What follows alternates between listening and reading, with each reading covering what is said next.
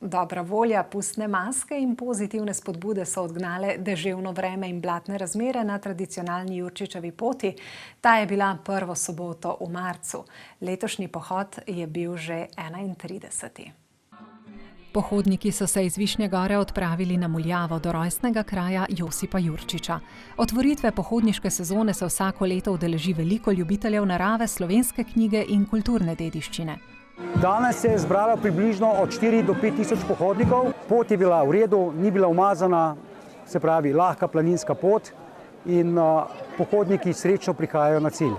Na letošnji pohod so vabili z geslom Jurčič za en dan, zato med pohodniki ni manjkalo mask podob pisatelja ali njegovih junakov.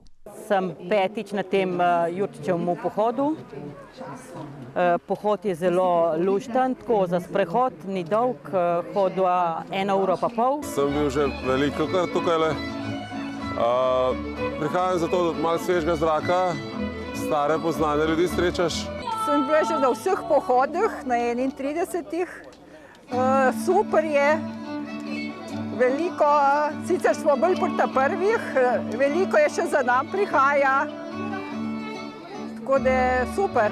Smo tretjič tukaj, vidim, da je udeležba zelo velika, polno ljudi po poti, veliko hrane, pijače,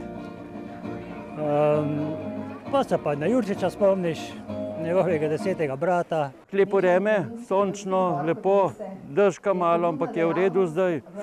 Tako da smo pa že kar že večkrat, že 10-krat okvirno, ne vem, našteva, bo preštela do drugič. Prihajam že 3. leto na tale Jurčičev pohod, mi je zelo všeč.